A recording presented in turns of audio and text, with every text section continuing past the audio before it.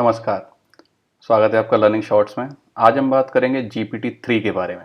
GPT-3 क्या है? आजकल बहुत ही हाइप है इस वर्ड का, स्पेशली डेवलपर्स कम्युनिटी में कि GPT-3 के आने से क्या डेवलपर्स का जॉब रोल ख़त्म हो जाएगा। ये तो अपने आप ही कोड भी जनरेट कर सकता है, स्क्रीन डेवलप कर सकता है और आर्टिकल्स लिख लेता है अपने आप, news articles, news reports, blogs और इवन एसेज, राइट। सो काफ़ी काफ़ी पॉपुलर वर्ड है और जून में लॉन्च हुआ था, तो काफ़ी हाइप चल रहा है इस वर्ड का। तो आज हम डिस्कस करेंगे कि GPT-3 हाइप है, एक थ्रेट है, खतरा है इससे जॉब्स पे, या फिर एक अपॉर्चुनिटी की तरह इसको यूज़ करना है। तो इन सब चीज़ों के बारे में डिटेल में डिस्कस करेंगे। तो आगे बढ़ते हैं नेक्स्ट स्लाइड पे। तो बेसिकली GPT-3 है क्या? तो अगर फुल नेम की बात करें तो इसका फुल नेम है जनरेटिव प्री ट्रेंड ट्रांसफॉर्मर 3। सो 3 किस लिए? बिकॉज इसका जो प्रीवियस वर्जन था वो GPT-2 था। तो GPT-3 ओपन एआई का एक एक इनिशिएटिव है और बेसिकली एक third generation language production model है। तो हम बोलेंगे जीपीटी की जो एन सीरीज़ है उसका एक एक सीक्वेंशियल बोल सकते हैं इसको। तो लैंग्वेज प्रोडक्शन मॉडल है, ओपन एआई ने बनाया है। ओपन एआई तो ऑब्वियसली आप जानते ही होंगे कि किसका है, एलॉन मस्क। एलॉन मस्क को कौन नहीं जानता, one of the person known for his craziest innovations, right. So तो GPT-3 बेसिकली अगर आप देखेंगे तो एक ऑटो रिग्रेसिव मॉडल है जो कि टेक्स्ट का एक ऐसा आउटपुट जनरेट करता है जिसमें कि पता लगाना बहुत ही मुश्किल है कि ये किसी मशीन ने जनरेट किया है या फिर किसी ह्यूमन ने लिखा है। तो जब से लॉन्च हुआ है तब से बहुत सारे लोगों ने इस पर POCs किए हैं। तो एसेज, न्यूज़ आर्टिकल, रिपोर्ट्स, बहुत सारी चीज़ें, एप्लीकेशन डेवलपमेंट, तो पता ही नहीं चलता है कि ये मशीन का जनरेटेड आउटपुट है या फिर एक ह्यूमन का। तो इसलिए सबसे ज़्यादा इसकी जो पॉपुलैरिटी हुई है वो केवल उसी वजह से हुई है कि it's like completely human touch. तो डीप लर्निंग का बोल सकते हैं, डीप लर्निंग का एक पहलू बोल दीजिए इसको, बिकॉज AI भी डीप लर्निंग का ही एक पहलू है, राइट। तो बेसिकली GPT-3 में 175 बिलियन मशीन लर्निंग पैरामीटर्स हैं। अभी हम डिस्कस करेंगे नेक्स्ट स्लाइड में इसके कंप्यूटर्स का, राइट, कि उनके पास कितने पैरामीटर्स हैं। 175 billion machine learning parameters beyond imagination है कि इतनी सारी जो इसके लिए कंप्यूट चाहिए प्रोसेसिंग के लिए, बहुत ही हाई लेवल का कंप्यूट है। 570 GB ऑफ टेक्स्ट इन्फॉर्मेशन है। तो आप ऐसे आइडिया लगा लीजिए, अगर आप एक वर्ड डॉक्यूमेंट में थाउजेंड्स और लैक्स ऑफ वर्ड्स लिखते हैं तो कुछ KB या 1 MB या 2 MB का एक डॉक्यूमेंट बनता है। 1 GB में कितना सारा टेक्स्ट आता है? 570 GB ऑफ टेक्स्ट। तो मतलब ये है कि आपने पूरा इंटरनेट का टेक्स्ट कंटेंट GPT-3 में डाल दिया है एक्सप्लोरेशन के लिए और परम्यूटेशंस कॉम्बिनेशन के लिए।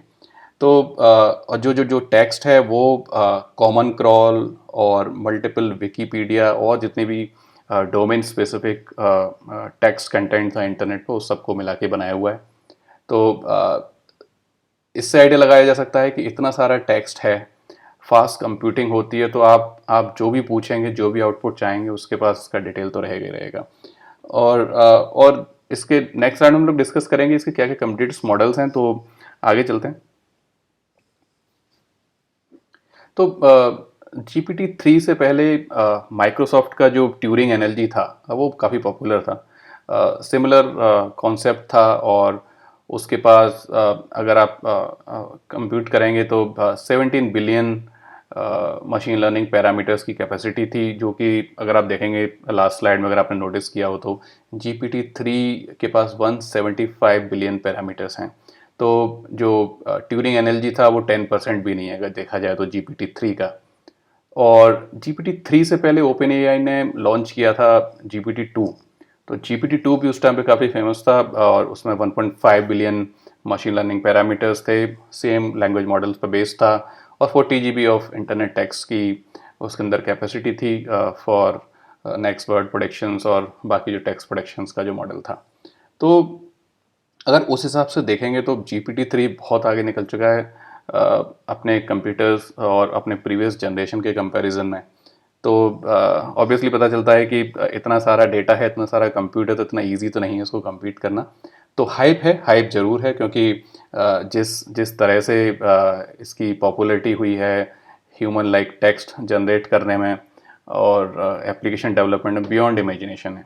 क्योंकि जब लॉन्च हुआ तो उसके बाद जिन लोगों को इसके एपीआई का एक्सेस मिला, उन्हें ट्विटर पे काफ़ी एग्जांपल्स अपने डाले और वो काफ़ी पॉपुलर हुए। आज भी आप देखेंगे उनके मिलियंस व्यूज़ हैं ट्विटर पर, एग्जांपल्स डाले हुए हैं। डिस्क्रिप्शन में उनका लिंक दे सकते हैं, बिकॉज यहाँ अभी उनका लिंक दे के उनका डेमो दिखाएंगे तो थोड़ा सा डिस्ट्रैक्ट हो जाएगा अपने टॉपिक से। तो उसका लिंक डिस्क्रिप्शन में डाल देंगे हम। तो आगे की स्लाइड में हम डिस्कस करेंगे GPT-3 कर क्या क्या सकता है।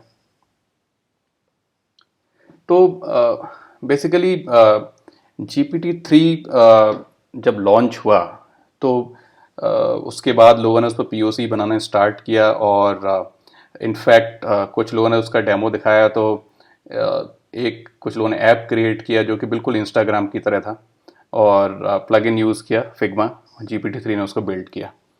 और जैसे ही एपीआई अवेलेबल हुए जून में, लोगों ने पोइट्री, न्यूज़ रिपोर्ट, ऐसे वो सब जनरेट करना स्टार्ट किया GPT-3 से। Fraction of seconds of minute आपके पास पूरा एक आर्टिकल होगा, अच्छा खासा लंबा आर्टिकल, जो कि ऐसा लगेगा कि किसी ह्यूमन ने लिखा है, बिकॉज उसमें टिपिकल मशीन टाइप का वो नहीं होगा। उसमें इमोशन भी होगा, उसमें पूरा फीलिंग्स भी होगी, सब कुछ होगा, कॉन्टेक्स्ट भी होगा।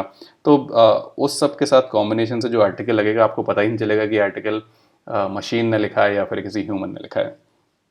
दूसरा, डेवलपर्स के लिए, जो लोग प्रोग्रामिंग में हैं और यूआई स्क्रीन्स वगैरह डेवलप करते हैं, तो कुछ लोगों ने डेमो दिया कि आप लेआउट जनरेशन के लिए बस टेक्स्ट में टाइप कीजिए कि मुझे एक रेड बटन टाइप का लेआउट चाहिए और इस तरह का टेक्स्ट चाहिए, ये सब बनाइए। तो जैसे ही आप टाइप करेंगे इमीडिएटली स्क्रीन जनरेट हो जाएगा, और रिएक्ट का कोड भी उसके साथ साथ जनरेट हो जाएगा। उस कोड को आप रीयूज़ भी कर सकते हैं। तो इस तरह की कैपेसिटी मशीन के साथ जब आती है तो ऑब्वियसली लोगों के दिमाग में आता है कि क्या हमारी जॉब खतरे में है। तो आगे हम डिस्कस करेंगे इसके बारे में कि क्या जॉब सच में खतरे में है या फिर ये हाइप है। तो हाइप तो है डेफिनेटली, लेकिन यूज़फुल भी है। अगर आप इसकी कैपेसिटी देखिए तो ओपन अदर साइड एआई एक ऑर्गेनाइजेशन है, उनको 2.6 मिलियन की फंडिंग उठी। उन्होंने पीओसी करना स्टार्ट किया था कि इसको GPT-3 को यूज़ करके हम मेल के रेस्पॉन्सेज कंपोज करेंगे। लेकिन उसके बाद जब उन्होंने देखा कि ये तो काफ़ी इफेक्टिव है, तो उन्होंने इनिशिएटिव को आगे लेके गए। उनको 2.6 मिलियन की फंडिंग मिली। तो अभी पूरा उनका इनिशिएटिव है कि जब आप इसके साथ GPT-3 के साथ आपका अगर ईमेल लेट्स से अगर कॉन्फ़िगर कर दिया जाए, तो आपके ट्रेंड के हिसाब से और आप जो लैंग्वेज यूज़ करते हैं उसके हिसाब से ये पूरा ईमेल रेस्पॉन्स करेगा। और उसमें एक ह्यूमन टच भी होगा। जैसे अगर आपने किसी से पहले आप मिले हैं तो उसमें ये भी लिखेगा कि it was nice to meet you, to have a coffee with you and all those kind of things. तो काफ़ी एक टच है जिसमें पता ही नहीं चलेगा कि ह्यूमन रेस्पॉन्ड कर रहा है या फिर मशीन रेस्पॉन्ड कर रही है। तो काफ़ी अच्छा इनिशिएटिव है ये। और अगर आप देखें बाकी यूसेज इसके, तो ट्रांसलेटर, लैंग्वेज ट्रांसलेशन के लिए यूज़ किया जा सकता है, बिकॉज इतना सारा डेटा है, ऑलमोस्ट ऑल विकीपीडिया और पूरा इंटरनेट का डेटा उठा के रखा हुआ है। तो ट्रांसलेटर की तरह यूज़ किया जा सकता है। चैटबॉट, किसी भी डोमेन में चैटबॉट आज के डेट में बहुत पॉपुलर है। तो एक आप अगर नॉर्मल चैटबॉट देखेंगे बैंकिंग एप्लीकेशंस के, तो उसमें अगर आप थोड़ी देर में कुछ टाइप करें, एक ही कुछ डिफरेंट टाइप का क्वेश्चन तो बोलता है sorry I didn't understand your question, right. तो लेकिन अगर आप GPT-3 टाइप की अगर मॉडल को यूज़ करके चैटबॉट बनाते हैं, तो ऑब्वियसली वो ऐसा लगेगा कि आप किसी ह्यूमन से बात करें और आपको सारे रेस्पॉन्स अच्छे से मिलेंगे। प्रोग्रामर्स, डेवलपर्स जो हैं उनके लिए यूज़फुल है। तो यूज़फुल इसलिए है क्योंकि स्क्रीन बिल्ड कर सकता है, कोड लिख सकता है, लेकिन एट द सेम टाइम जो एक र्यूमर फैला हुआ है कि अगर यही सब कर देगा तो हमारी जॉब को तो खतरा है। तो उसके बारे में डिस्कस करेंगे क्या सच में खतरा है कि नहीं नेक्स्ट स्लाइड में। और राइटर हैं, जैसे अगर आप बेसिक इनपुट्स देंगे कुछ कीवर्ड्स का और सम कॉन्टेक्स्ट, तो ये पूरा का पूरा आर्टिकल लिख सकता है। काफ़ी बड़े से बड़ा आर्टिकल लिख सकता है और आपको पता भी नहीं चलेगा कि ये किसी मशीन ने लिखा है या किसी ह्यूमन ने लिखा है। सर्च इंजन ऑब्वियसली, अब इतना सारा डिटेल है तो एक सर्च इंजन भी इससे बनाया जा सकता है जो कि आप कुछ भी लिखें और आपको उसका आउटपुट मिले। और मेडिकल साइंस में अगर आप देखें तो इतनी कॉम्प्लेक्स थ्योरी है, इतना कॉम्प्लेक्स कंटेंट है और एक आदमी को सारी नॉलेज होना बहुत ही मुश्किल है। अगर आप GPT-3 टाइप की कुछ एल्गोरिथम यूज़ करके, मॉडल्स यूज़ करके अगर आप कुछ चैटबॉट या फिर कुछ रेस्पॉन्सिव इंजन्स बनाते हैं जो कि मेडिकल साइंस के क्वेश्चंस का आंसर कर सकते हैं, तो काफ़ी हेल्पफुल हो सकता है ये मेडिकल साइंस में। AI/ML के मॉडल जनरेट कर सकता है। एक्सेल इम्प्लीमेंटेशन कुछ लोगों ने डेमो भी इसका ओपन AI पे डाला हुआ है, जहाँ पे आपने सिटीज़ के नाम दिए एंड पॉपुलेशन ऑटोमेटिकली ये प्रोडिक्ट करता है। SQL क्वेरी जनरेट कर सकता है, ऐसे लिख सकता है और बहुत लंबे लंबे अगर कुछ टेक्स्ट और आर्टिकल्स इनको समराइज भी कर सकता है और लैंग्वेज ट्रांसलेशन कर सकता है, बिकॉज इसके पास ऑलमोस्ट हर तरह का डेटा अवेलेबल है। न्यूज़ रिपोर्ट बना सकता है, इतने सारे न्यूज़ आर्टिकल्स वगैरह का टेक्स्ट कंटेंट इसके पास है, तो आप कॉन्टेक्स्ट दीजिए और न्यूज़ की अच्छे से एक समरी और रिपोर्ट बना सकता है। तो इतने सारे पॉसिबल यूज़ केसेस हैं इसके। अब लोगों को रिस्क भी है और एक एक मज़ा भी आ रहा है कि इतनी अच्छी चीज़ है तो इसको एक्सप्लोर तो करना ही चाहिए। तो अभी काम कैसे करता है हम इसको डिस्कस करेंगे नेक्स्ट स्लाइड में। तो हम बहुत ज़्यादा डिटेल में डिस्कस नहीं करेंगे टेक्निकलिटी कि डीप लर्निंग में क्या एल्गोरिथम और कैसे यूज़ होता है, बहुत ही टेक्निकल डिटेल्स पर नहीं जाएंगे, बिकॉज आज का मेन पर्पज़ है इसके बारे में ओवरव्यू देना और ये कैसे काम करता है, क्या रिस्क हैं, क्या थ्रेट्स है। तो हाई लेवल पर अगर बात करें तो ऑब्वियसली लैंग्वेज प्रोडिक्शन मॉडल है।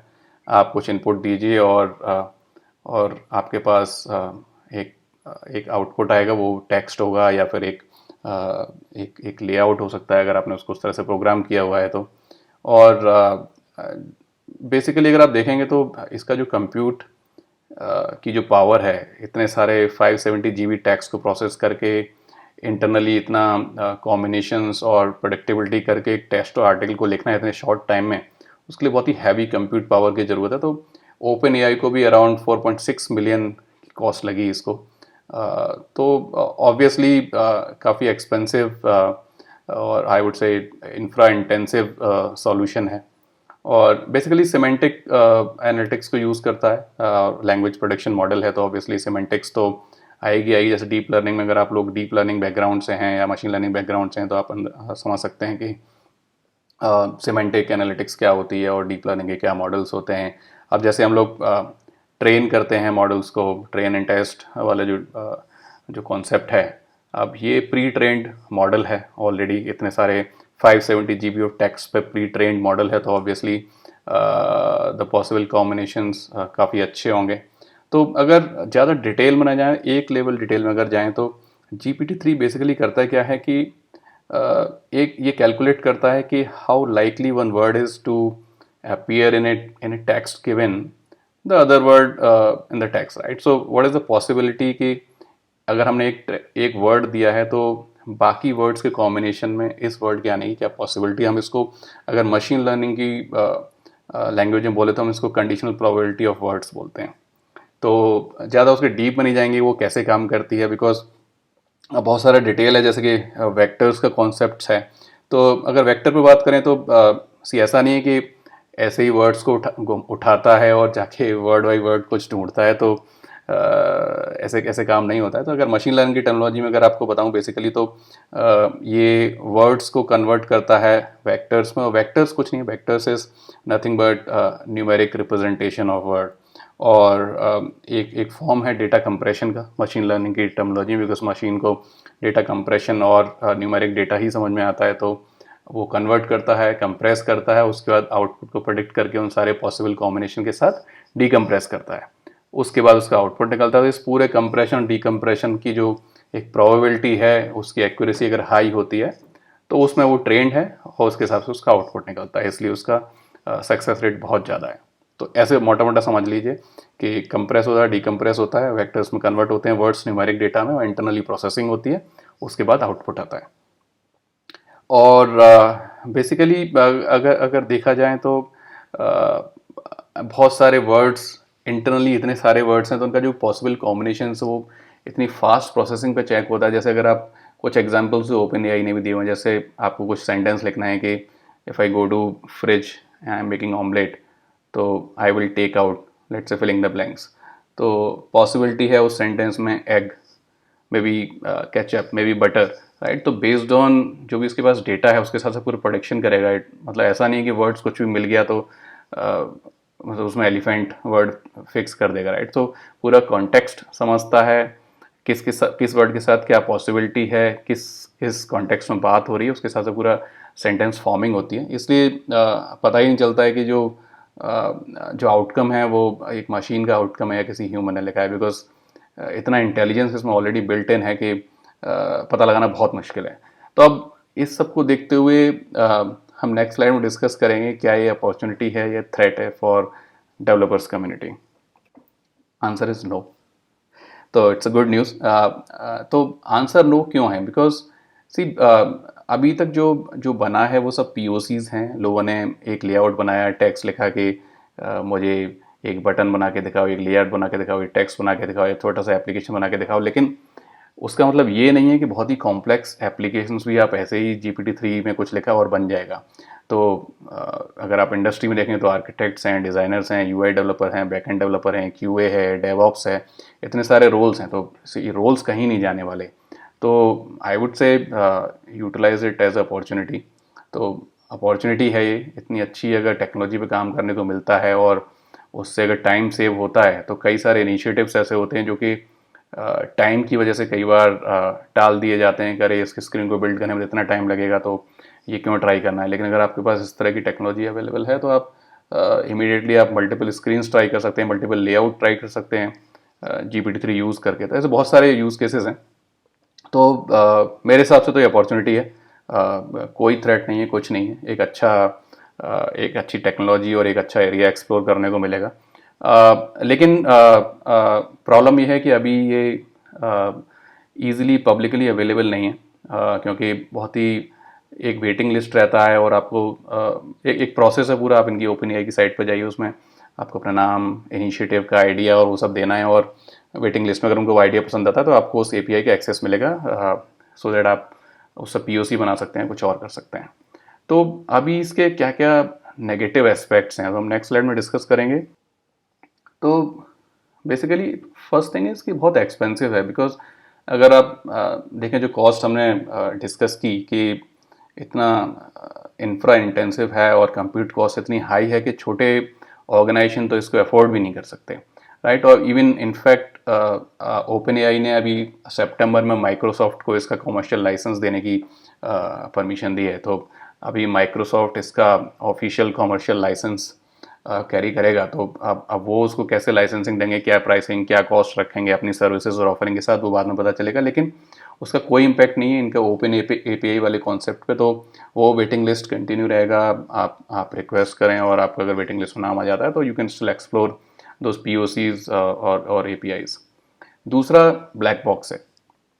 ब्लैक बॉक्स का मतलब कि अब उन्होंने इतना हैवी एक एआई सिस्टम बनाया है तो ऑब्वियसली इतना इजीली एक्सपोज तो नहीं करेंगे कि उसके अंदर क्या है एंड कैसे है। तो आप उसका जो भी मॉडल के बाद जो डेटा का आउटकम है या जो भी प्रोडिक्शन है, तो आपको उस पर रिलाई करना पड़ेगा एआई सिस्टम पे कि जो भी आपको आउटपुट मिल रहा है, और आपने जो एप्लीकेशन या अपना जो भी इनिशिएटिव लिया है उसके बेसिस पर आपको उस पर रिलाई करना पड़ेगा। लेकिन क्या वो हर समय सही होगा, इसकी कोई गारंटी नहीं है। बिकॉज आपको नहीं पता है कि उसने कैसे प्रेडिक्ट किया, क्या किया। अब उसका एक पॉसिबिलिटी है कि उसमें बायसिंग हो सकती है, क्योंकि इंटरनेट पर जो डेटा है एक पॉसिबिलिटी है कि वो डेटा बायस हो सकता है, जेंडर बायस हो सकता है, रेसिज्म का हो सकता है, कुछ भी हो सकता है। तो ये कहना कि जो भी आउटकम आएगा वो 100% परफेक्ट है, वो बहुत टफ है। तो इसलिए रिलायबिलिटी कॉमर्शियल यूज़ में कितना यूज़ होगा ये, या केवल पीओसी तक रुका रहेगा, थोड़ा सा कहना टफ है। तो ये इसके कुछ नेगेटिव एस्पेक्ट हैं मार्केट में अडॉप्शन के। तो इसलिए मुझे नहीं लगता कि ये कोई खतरा है, ये एक अपॉर्चुनिटी है एक्सप्लोर करने के लिए। इवॉल्व होगी एआई, और इवन इनफैक्ट GPT-3 हो सकता है फ्यूचर में GPT-5 भी आ जाए, जैसे हमारा 3G 4G और 5G आया है। तो इनफैक्ट जो इसके सीईओ हैं सैम जस्ट आफ्टर लॉन्च काफ़ी जो हाइप हुआ तो उन्होंने पब्लिकली अपना स्टेटमेंट भी डिस्क्लोज़ किया था कि GPT-3 का जो हाइप है वो मोर देन एक्सपेक्टेड है। तो अभी तो आगे बहुत कुछ इम्प्रूवमेंट है एआई में, और GPT-3 is not that perfect. तो अभी तो काफ़ी इवॉल्व होना, और एआई वाली डायरेक्शन में देखा जाए तो GPT-3 एक बहुत ही छोटी चीज़ है। तो देखा जाए तो एक हाइप है, लेकिन अपॉर्चुनिटी की तरह यूज़ किया जा सकता है, उसका कोई भी खतरा नहीं है। तो आज के लिए बस इतना ही, बट अगर GPT-3 के बारे में अगर और भी टेक्निकल डिटेल्स डिस्कस करने हैं तो हम और भी डिस्कस कर सकते हैं। अदरवाइज कमेंट में या रिमार्क्स में नीचे इसके लिंक्स एंड बाकी चीज़ें शेयर कर देंगे। तो आज के लिए बस इतना ही। Thank you.